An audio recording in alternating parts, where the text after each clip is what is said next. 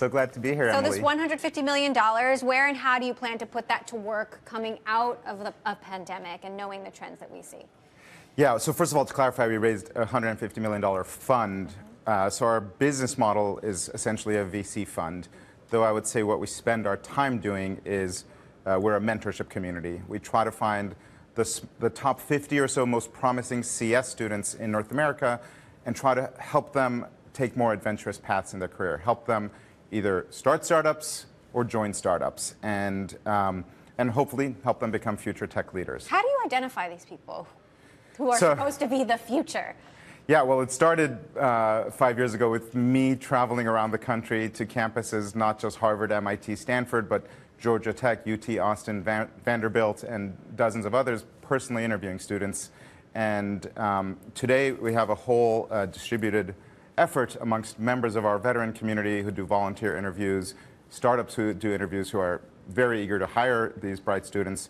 And the interview process is actually something we've put a lot of thought into to enable each person to put their best foot forward and recognize that each person might have different strengths. So and that helps us with diversity. But it's a rigorous technical evaluation. We're essentially trying to find, the founders of the future top companies.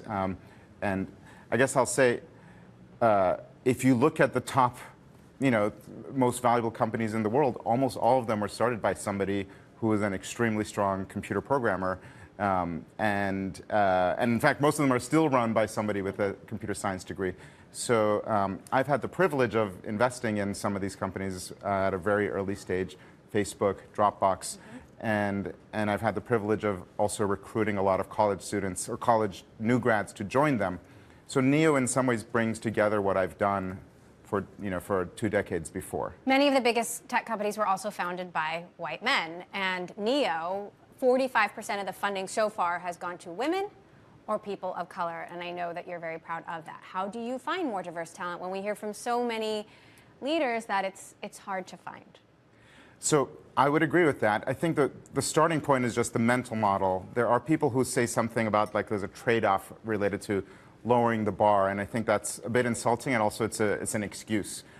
The reality is it's difficult, and I'd say diversity in tech is a problem that needs many solutions, starting at the elementary school level, where my nonprofit Code.org promotes computer science education, all the way through college and in the industry.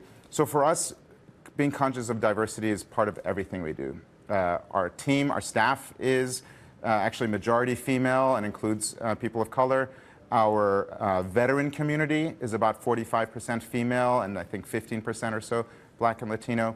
Our interview process is very intentional about letting each person choose how they want to be interviewed, including fill in the blank. And that allows somebody who might have stage fright in a certain format or have imposter syndrome to find something that will make them feel comfortable and put their best foot forward. Now, you've also been sharing some of your own lessons as a founder. One of my favorites, the time that you say one dishonest word cost you a $50 million deal with Steve Jobs. Talk to us about what happened there and the lesson that you learned. Yeah, so this lesson was really about the fine line between hype and lying, which I think is a subject being explored to this day in Silicon Valley. And the situation was, I was hoping to sell my company. And honestly, Emily, at that time, my startup was struggling. And as a CEO, the job is to make people think it's not struggling. So you're inherently, in sort of ethically questionable territory. And Steve Jobs, our meeting went really well. And he said, we'd like to acquire you guys. And he said, we think we'll acquire you for $50 million. And so I was then thinking my job is to make that number higher. So I was negotiating and I said, actually, I think we're worth $150 million. And then I made the big mistake, because then I added, no, I know we're worth $150 million. And I did it in a tone, in my mind, I was thinking, maybe he'll think we have another offer. And essentially, I was trying to mislead him, and he saw straight through me and pounced on it. And he said, you're lying, you're full of poo-poo. But the thing I learned that really has stuck with me is that if a person thinks you're lying, most of the time they won't say it to your face. Most of the time they will tell other people, but they won't tell you. And so for me, I was actually kind of grateful that I was like, maybe other people will have the same opinion of me, and I should think about, correcting that. You've invested in a lot of companies, including, as you said, Facebook. When you look out there, what do you think the biggest mistakes are that founders are making today?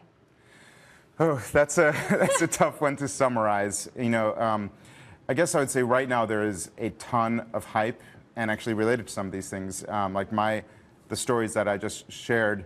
These are about vulnerability and about showing that no matter how successful you are, almost everyone has some mistakes, some things they're ashamed of. And I think Silicon Valley right now, especially at this moment, exudes a little too much hubris. I think it has a posture where much of the rest of the world doesn't like this feeling of, one part of the industry or one part of the economy acting like they're smarter than everybody else and acting like they have everything right. And I think a lot of, whether it's more successful executives or young people, are caught up in this effort of trying to kind of pretend that they're perfect. And part of my goal has been to, by showing my own vulnerability, create space for other people to also do the same. And I'm in the business of encouraging young people to take risk. And showing that you can make mistakes and still succeed helps give others courage. It also helps make them feel more comfortable receiving advice.